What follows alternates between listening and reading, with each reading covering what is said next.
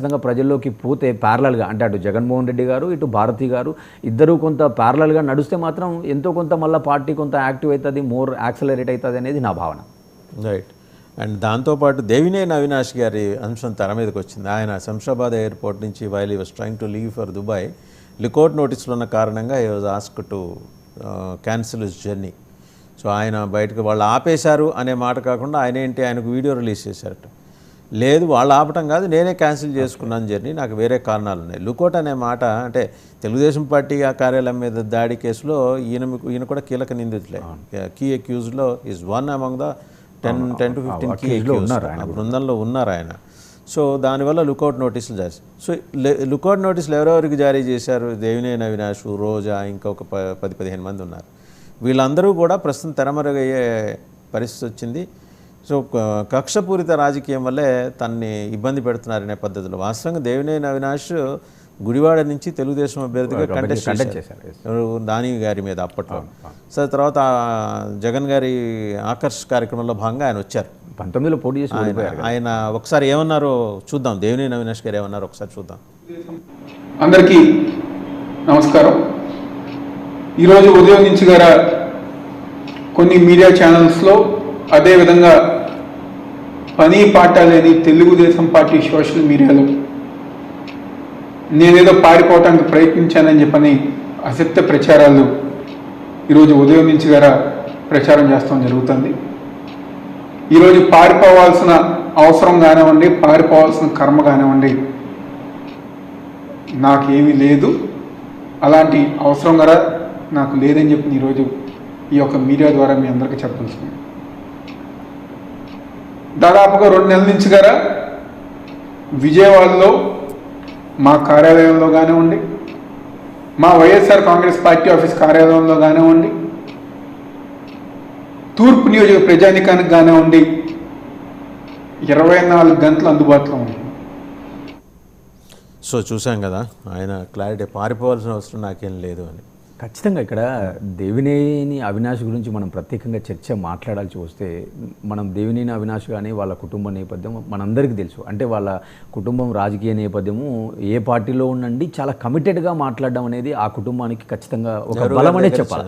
నెహ్రూ దగ్గర నుంచి కూడా మనం చూస్తే ఆయన కాంగ్రెస్, మళ్ళీ టీడీపీ, మళ్ళీ తిరిగి టీడీపీ, సో మళ్ళీ కాంగ్రెస్, మళ్ళీ టీడీపీ, ఈరోజు మళ్ళీ అవినాష్ విషయమే తీసుకుంటే ఆ రోజు టీడీపీకి తెలుగుదేశం పార్టీ తెలుగు యువత అధ్యక్షుడిగా ఉన్నాడు ఆయన.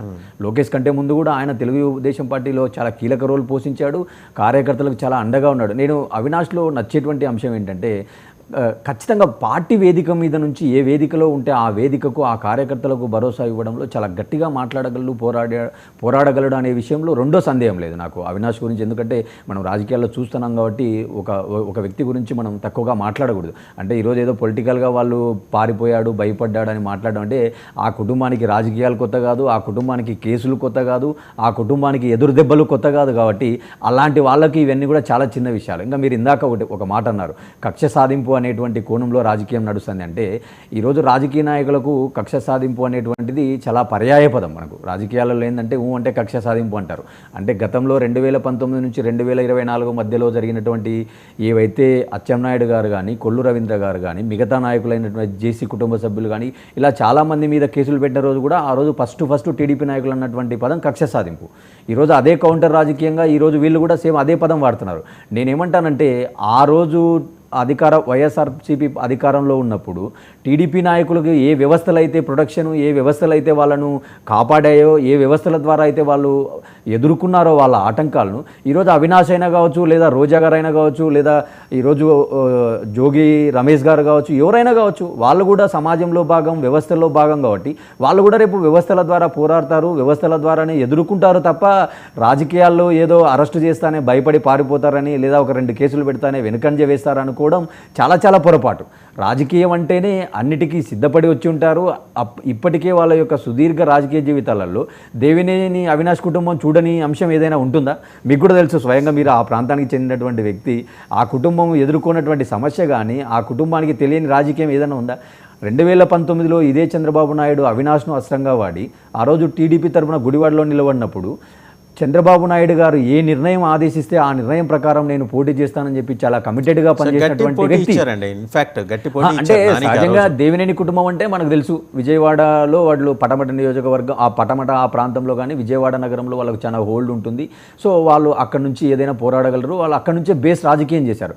కానీ దేవినేని అవినాష్కి ఆ రోజు సీట్ ఇవ్వాలనుకుంటే చంద్రబాబు నాయుడుకి ఎందుకు పాసిబుల్ కాలే, ఎందుకు అవినాష్ను గుడివాడకు పోమన్నారు అంటే ఆ రోజు కూడా అక్కడ రాజకీయం ఉంది, చాలా ఈక్వేషన్స్, వాళ్ళ ఇంటర్నల్ ఈక్వేషన్స్ ఏవైనా కావచ్చు. కానీ దేవినేని అవినాష్ గారు ఎక్కడ నో చెప్పలేదు, కోడల నాని గారి మీద కంటెస్ట్ చేశారు. ఆ రోజు టీడీపీ పార్టీలో ఉండి ఎంత ఫైట్ ఇవ్వాలో అంత ఫైట్ ఇవ్వడం జరిగింది.